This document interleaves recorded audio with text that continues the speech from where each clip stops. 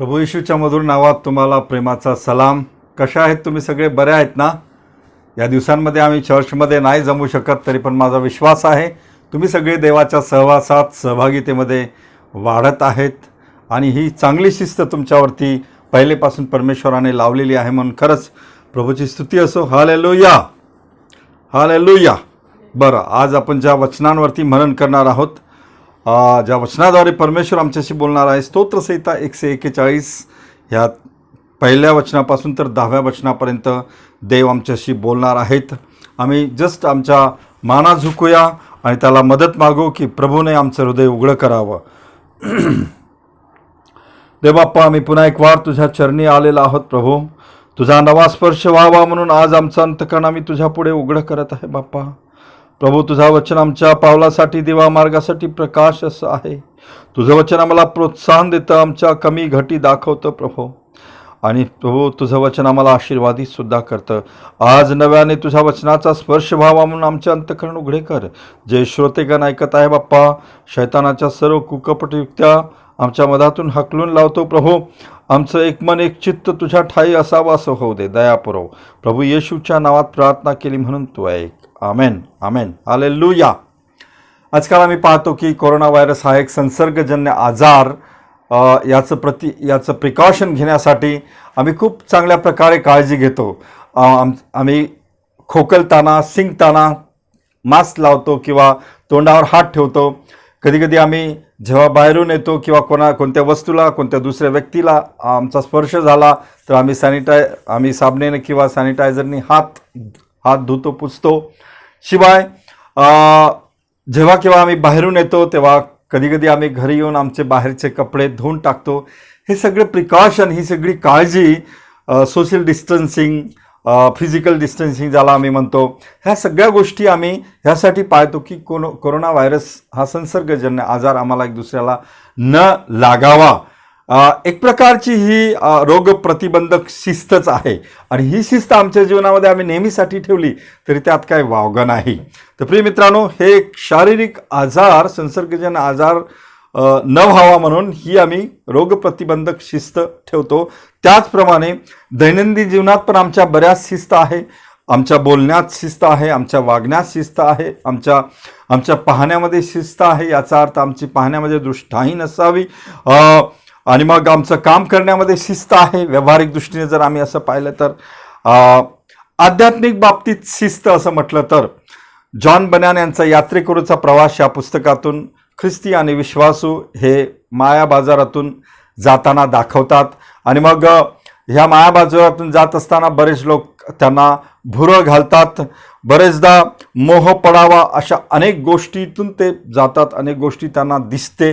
अशा वेळेस हे प्रिय लोक प्रार्थना करतात की परमेश्वराला प्रार्थना करतात, देवा निरर्थक गोष्टी पाहण्यापासून आमची दृष्टी वळव. आणि कशा प्रकारे ते स्वतःला शाबीत ठेवतात. पुढे चालून बाजारातील व्यापारी त्यांना विचारू लागले की काय हो, तुम्ही काय विकत घेणार? आणि मग अधिक काही प्रश्न त्याला विचारते, तुम्हाला काय काय हवं? तेव्हा त्या सर्व प्रश्नांना त्यांचं एकच उत्तर असते, आम्ही फक्त सत्य घेतो, आम्ही फक्त सत्य घेतो. प्रिय मित्रांनो, आम्ही पाहतो की दृढ निर्धाराने आणि एक करारीपणाने हे ख्रिस्ती या बाजारातून पलीकडे गेलेलं आम्ही पाहतो. या जगामध्ये आपणही याच निर्धारानेच आणि शिस्तीने राहायला पाहिजे. हा जो शास्त्रभाग आज आम्ही वाचलेला आहे, त्या शास्त्रभागामध्ये दावीद अशाच प्रकारच्या शिस्तीसाठी प्रार्थना करत आहे. तो प्रार्थना करत आहे की त्याच्या बोलण्यात शिस्त असावी, त्याच्या धार्मिक जीवनात शिस्त असावी आणि मग त्याच्या पाहण्यात दृष्टाई नसावी. वेगवेगळ्या प्रकारच्या बाबतीमध्ये तो स्वतःला शिस्त लावून घेण्यासाठी प्रार्थना करत आहे. आणि हाच स्तोत्रसंहिता 141 मधील प्रार्थनेतून स्तोत्रकर्त्याचे हेच सत्य ह्या ठिकाणी विधित झालेले आहेत की आमच्या बोलण्यात, आमच्या वागण्यात, आम्ही इतरांसंगती सहवास ठेवतो तेव्हा आणि आमच्या भक्ती आराधनेमध्ये आम्ही शिस्त पाळावी. मग माझं बोलण्याचं जे आजचं शीर्षक आहे ते हेच, आत्मिक शिस्त किंवा आत्मिक शिस्तीचे मार्ग, spiritual discipline or the way of spiritual discipline. तर ॲक्च्युली हे आत्मिक शिस्त वगैरे पाहण्या अगोदर आम्ही ह्या बाबतीत पण अजाण नसलं पाहिजे. शिस्त म्हणजे काय असं म्हटलं, the practice of training your mind and body so that you control your action and obey rules, a way of doing this. म्हणजेच शिस्त सर्वसामान्यपणे तुम्ही तुमच्या कृतीवर नियंत्रण ठेवाल आणि नियम पाळाल, अशा रीतीने तुमच्या शरीराला आणि मनाला वळण लावण्याची रीत, संयम, आज्ञाधारकपणा म्हणजे शिस्त होय. आणि मग स्पिरिच्युअल, मग आत्मिक शिस्त काय आहे? आत्मिक शिस्तीच्या बाबतीत विकिपीडिया हे सांगतं, a spiritual practice or spiritual discipline is the regular or full time performance of action and activities undertaken for the purpose of including spiritual experiences and cultivating spiritual development. अर्थात आध्यात्मिक अनुभव किंवा आध्यात्मिक अनुशासन म्हणजे आध्यात्मिक अनुभवांना प्रवृत्त करण्यासाठी आणि आध्यात्मिक विकास जोपासण्याच्या उद्देशाने हाती घेतलेल्या क्रिया आणि क्रियांची नियमित किंवा पूर्ण वेळ कामगिरी म्हणजे धार्मिक शिस्त होय. आणि मग या विविध क्षेत्रामध्ये दावीद स्वतःला धार्मिक शिस्त कशी लावून घेतो हे आम्ही पाहूया प्रिय मित्रांनो. पहिली गोष्ट आम्हाला हे दिसून येते, उपासनेमध्ये शिस्त, discipline in worship or devotion. दुसऱ्या वचनात असं म्हटलेलं आहे, दावीद म्हणतो, आम्ही पाहतो उपासनेत देवा तो शिस्त लावून घ्यायसाठी देवाजवळ प्रार्थना करतो, तेव्हा बऱ्याच स्तोत्रसंहितेमध्ये दिसून येते की प्रातःकाळी, सकाळी, संध्याकाळी आणि नित्यकाळ, ह्या अनेक ह्या वेगवेगळ्या प्रकारच्या शब्दातून एक वेळेचं शेड्यूल किंवा एक नियमितपणा, वेळेची नियमितपणा प्रार्थनेच्या बाबतीत, धार्मिकतेच्या बाबतीत दाविदाच्या जीवनातून आम्हाला दिसून येते. स्तोत्र 5:3 मध्ये दावीद म्हणतो की प्रातःकाळच्या प्रार्थनेचा उल्लेख त्या ठिकाणी केलेला आहे आणि म्हणतो, परमेश्वरा प्रातःकाळी तू माझी वाणी ऐकतोस आणि सकाळी मी प्रार्थना व्यवस्थित रचून तुला सादर करीन आणि मग तुझी प्रतीक्षा करीत राहीन. इब्रिकारासपत्र आता 13वा अध्याय आणि 15व्या वचनामध्ये देवाचं वचन सांगतं, नित्य प्रार्थनेच्या बाबतीत आम्ही स्तुतीचा यज्ञ नित्य देवाला अर्पण करावा. मग ह्या सगळ्या गोष्टीतून आम्हाला हे दिसून येते, एक नियमित वेळ, सकाळी, प्रातःकाळी, संध्याकाळी, नित्य प्रार्थना, ह्या सगळ्या गोष्टीतून आम्हाला दिसून येते प्रिय मित्रांनो की एक धार्मिकतेची किंवा एक देवाच्या सहवासात जाण्याची, देवाच्या जवळ, देवाच्या संपर्कात जाण्याची, व्यक्तिगतरित्या देवाशी बोलण्याची एक विशिष्ट वेळ आहे. हे एक शिस्त आहे. हे आम्ही लावून घेतलेली देवासंगती बोलण्याची लावून घेतलेली शिस्त आहे, उपासनेची शिस्त आहे. मग वेगवेगळ्या परिस्थितीमध्ये सुद्धा तो स्वतःला शिस्त लावून ह्या शिस्तीमध्ये स्ट्रिक्ट आणि कडक असतो. धार्मिक शिस्तीमध्ये बघा, देवहीन लोकांमध्ये जेव्हा तो राहतो, बाबेलच्या दरबारामध्ये असताना सुद्धा त्याने आपली धार्मिक ब्रीद, देवासंगती बोलण्याचं ब्रीद कधी सोडलं नाही. त्याने आपली उपासना, प्रार्थना नियमितपणे ठेवली प्रिय मित्रांनो. मग प्रश्न असा आहे की आम्ही बरेचदा पाहुणे म्हणून जातो, बरेचदा आम्ही लग्नाला 2-4 दिवस मुक्कामी राहतो, कधी कधी वेगळ्या काही कार्यक्रमासाठी जातो, कधी कधी ऑफिस कामासाठी आम्ही आमच्या घरापासून 3-4 दिवसासाठी बाहेर जातो किंवा वेगळ्या कारणामुळे आम्ही जेव्हा बाहेर जातो तेव्हा आम्ही कधी कधी देवाचा सहवास विसरूनच जातो, सोडूनच देतो किंवा आम्हाला भीती वाटतं शेजारचा काय म्हणाल किंवा कोणीतरी पाहिल तेव्हा माझी निंदा करेल काय, मला माझी टिंगल करेल काय, अशा प्रकारच्या भीतीने आम्ही आमची धार्मिक शिस्त विसरून जातो किंवा सोडून पण देतो. परंतु प्रिय मित्रांनो, दाविदाचं जीवन आम्हाला शिकवतं की दावीद सर्व परिस्थितीमध्ये देवासंगती, धार्मिक बाबतीमध्ये प्रामाणिक होता. आणि म्हणून आम्हाला शिकवण्यासाठी दाविदाचं जीवन एक उत्तम उदाहरण आहे. प्रातःकाळी प्रार्थना, सकाळी प्रार्थना, नित्य प्रार्थना. मग आमच्यासाठी प्रश्न आहे, मला आठवते की आमच्या मिशन फील्डमध्ये अतिदुर्गम भागात एक नर्सचा जॉब करायची आणि मग प्रत्येक दिवशी ती दुपारचा डबा जेव्हा जेवण करायची त्याच्या अगोदर प्रार्थना करून ती जेवणाला सुरुवात करायची. आणि मग बऱ्याच दिवसानंतर एका डॉक्टरने बऱ्याचदा ऑब्झर्व केलं आणि मग तिला प्रश्न विचारला की सिस्टर, तुम्ही नेहमी दुपारी जेवणाच्या अगोदर थोडं काहीतरी पुटपुटता, आमचे जेवण पण चालू होते पण तुम्ही काहीतरी पुटपुटता पदर डोक्यावर घेऊन आणि मग जेवायला सुरुवात करता, तर हे काय आहे? तर त्याने सांगितलं की मी पुटपुटत नाही डॉक्टर साहेब, मी आमच्या देवाला धन्यवाद देतो की देवा मला हे सुंदर अन्न तू दिलं, जसं मला तू दिलं इतरांना पण दे, मी प्रार्थना करतो. आणि मग ह्या तिच्या बोलण्याने खरंच डॉक्टर खूप प्रभावित झाला की बघा, देवाने आपल्यावर किती उपकार केले, त्याच्या उपकाराची परतफेड म्हणून आम्ही त्याची आठवण केली पाहिजे. ह्या गोष्टी तो शिकला. कालांतराने त्याच्यावर तिच्या धार्मिक जीवनाचा फार मोठा प्रभाव पडला. तिने त्याला सुवार्ता सांगितली आणि ख्रिस्ताविषयी अधिक त्याने जाणून घेतलं. तुम्हाला नवल वाटेल प्रिय मित्रांनो, जस्ट ही एक प्रार्थना, दुपारची प्रार्थना त्याच्या जीवनामध्ये इतकी प्रभाव पाडली की त्याने येशूचा स्वीकार केला आणि त्याचं तारण झालं. हालेलुया.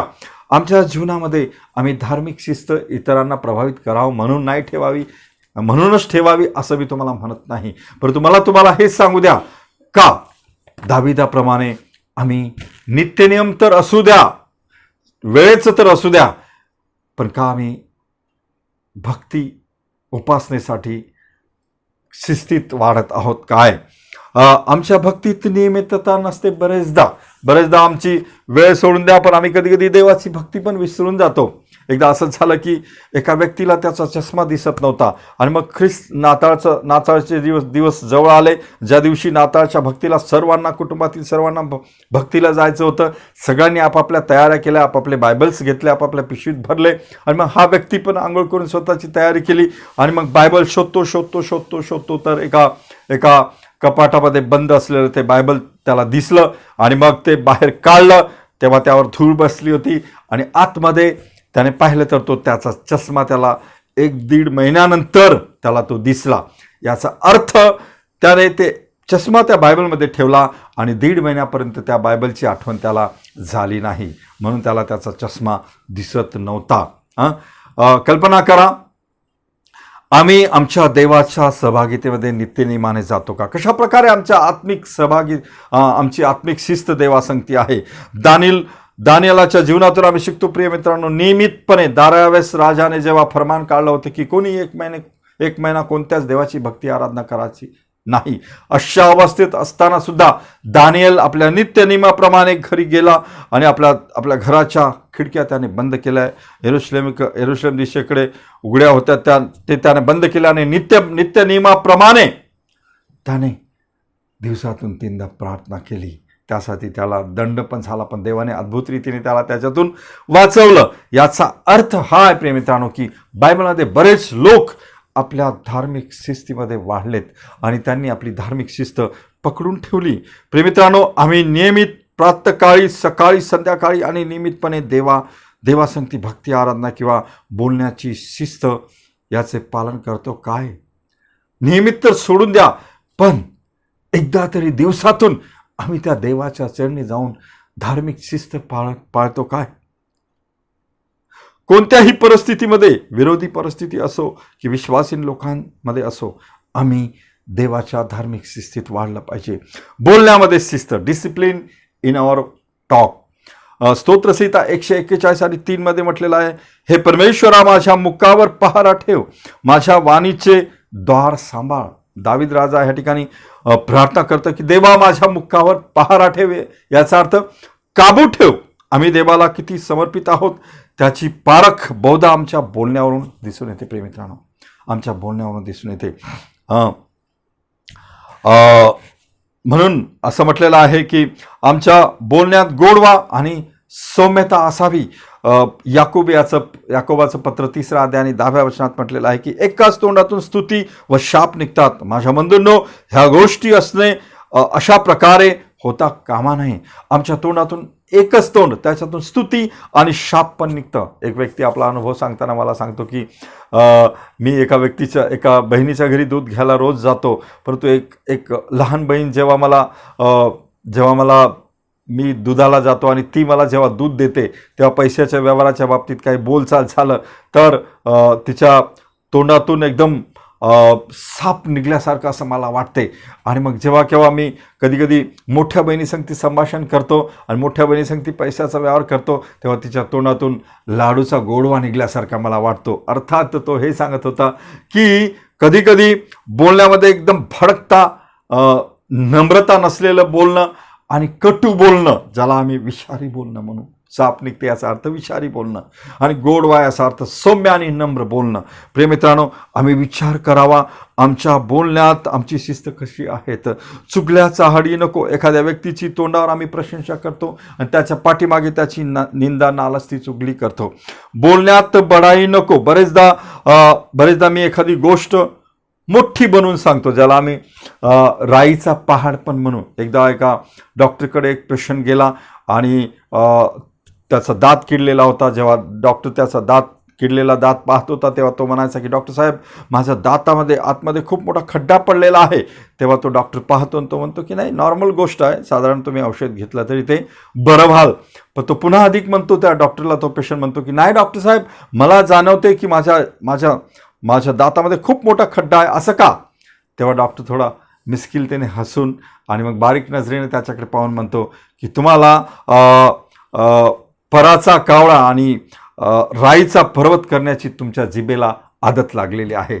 याचा अर्थ हा होता की आम्ही लहान गोष्ट मोठी बनवून सांगतो आणि ते आमच्या जिभेला वाईट अशी सवय आहे. बरेचदा काय काय लोक मुलगी पाहायला जातात तेव्हा काही नसतं मुलामध्ये ते पण सांगतात, त्याची प्रतिष्ठा, त्याचं शिक्षण तेवढं नसतं ते पण सांगतं.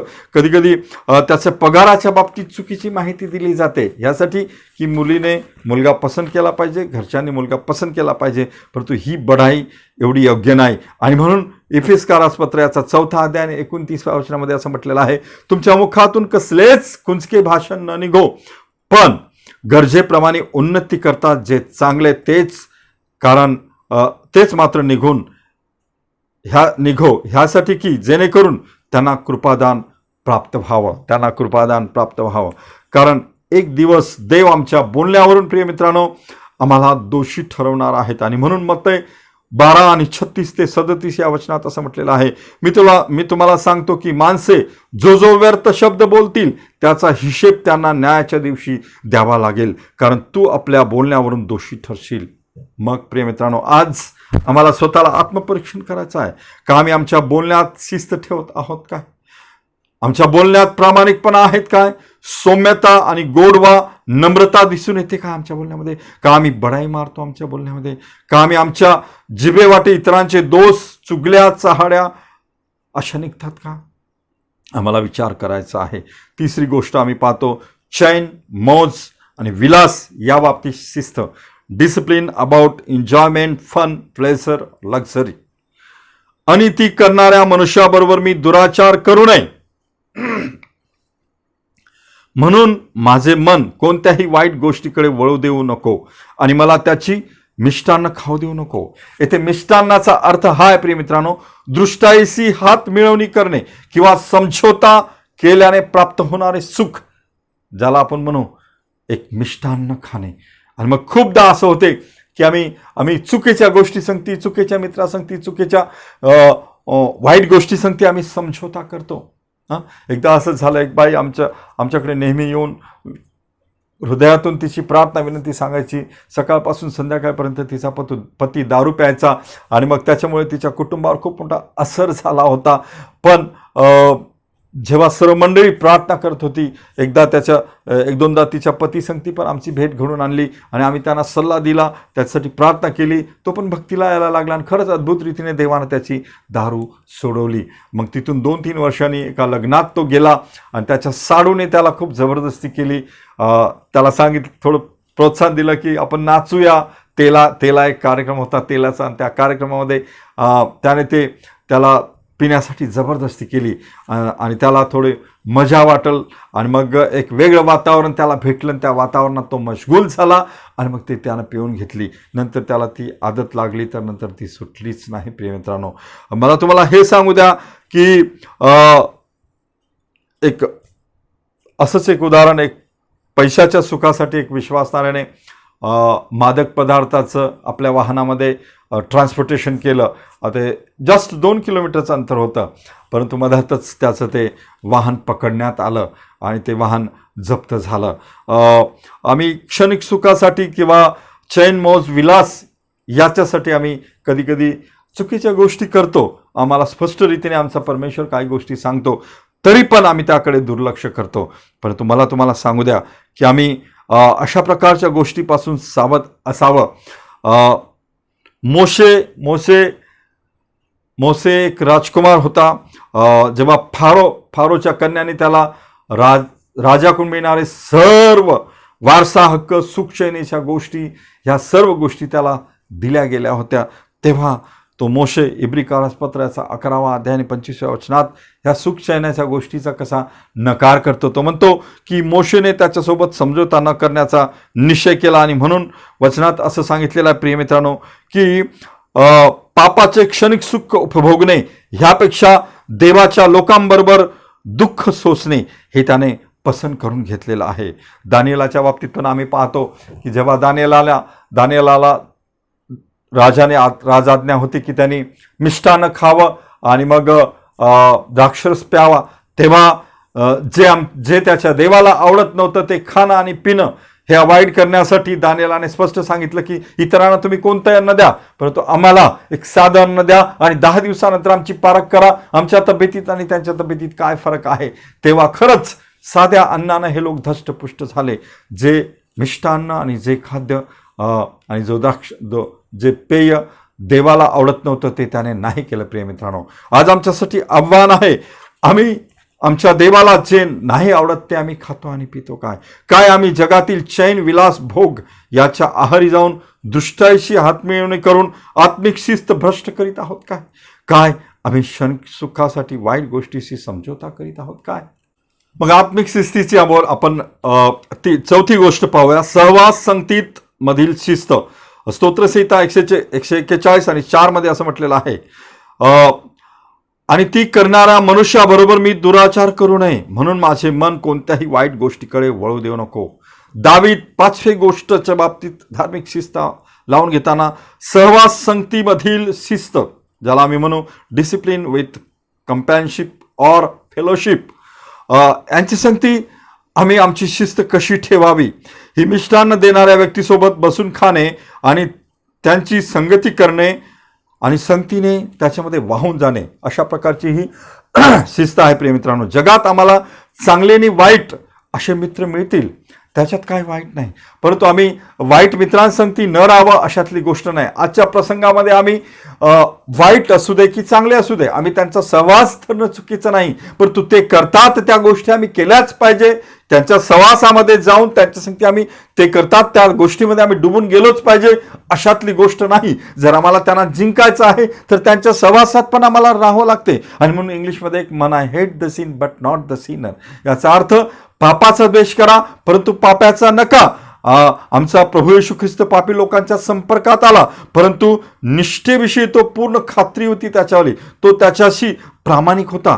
तो पापी जगामध्ये घसरला नाही कधीच. इतक्या लोकांच्या सहवासात आला पापी लोकांच्या, तरी तो पापी जगामध्ये घसरला नाही. आणि म्हणून आम्हाला आमच्या धार्मिक बाबतीमध्ये स्टेबल आणि स्थिर राहायचं आहे. आणि म्हणून आमच्यासाठी आव्हान आहे प्रिय मित्रांनो, का माझी इतरांच्या संगतीमुळे आत्मिक शिस्त बिघडलेली आहे काय. यावेळेस आम्ही जस्ट विचार करूया की दावीद आपल्या स्वतःला आत्मिक शिस्त लावून घेण्यासाठी काय करत होता. स्तोत्रकर्ता आपले विचार, इच्छा आणि आकांक्षा याचे सर्व उगम आणि आरंभ देवाला समर्पित करतो. आणि मग म्हणून आमच्या प्रभूने शिकवलेल्या प्रभूच्या प्रार्थनेमध्ये ज्याप्रमाणे सांगितलेलं आहे मत्तई 6:13 मध्ये की आम्हास परीक्षेत आणू नको, तर आम्हास वाईटापासून दूर ठेव, ही विनंती अशीच आहे. याचा अर्थ तोच आहे की आम्ही आमच्या रोजच्या उपासना भक्तिविषयक बाबतीमध्ये सासूत असावं. प्रिय मित्रांनो, आम्ही पाहिलं की दावीद आपल्या धार्मिक बाबतीमध्ये कसा समर्पित होता देवाला. आपल्या रोजच्या उपासनाच्या बाबतीमध्ये भक्तिविषयक जीवनामध्ये कसा समर्पित होता. बोलण्याच्या बाबतीत त्याने कशा प्रकारे विनंती केली की माझं बोलणं बळाईखोर नसावं, माझं बोलणं इतरांना दुखवणारं नसावं, माझ्या बोलण्यामध्ये सौम्यता, नम्रता असावी आणि माझं बोलणं एक रुचकर असं असावं. मी कोणत्याही दुष्ट गोष्टीची हात मिळवणी नाही करावी किंवा वाईट गोष्टी संगती मी समझोता नाही करावा. माझ्या भाषणामध्ये खोटेपणा नसावी. ह्या सर्व गोष्टीचा सारांश आम्हाला शिकवते प्रिय मित्रांनो की आम्ही आमचा सहवास संगतीमध्ये शिस्त ठेवायला हवी. त्याचप्रमाणे आम्ही आमच्या बोलण्यामध्ये आम्ही शिस्त ठेवायला हवी. त्याचप्रमाणे आम्ही आमच्या धार्मिक उपासनेमध्ये आम्ही शिस्त ठेवायला हवी. आज त्या देवाच्या चरणी आम्ही जाऊया. आम्ही स्वतःला विचारू की परमेश्वरा, मला तुझा सहवास सदैव लाभावा, माझं जीवन तुला आवडणारं बनावं प्रभू, म्हणून आत्मिक शिस्तीने मला भरून काढ. या आम्ही आम्ही त्या देवाच्या चरणी जाऊ, आपल्या माना झुकूया. प्रिय मित्रांनो, आम्ही मनापासून त्याला विनंती करू.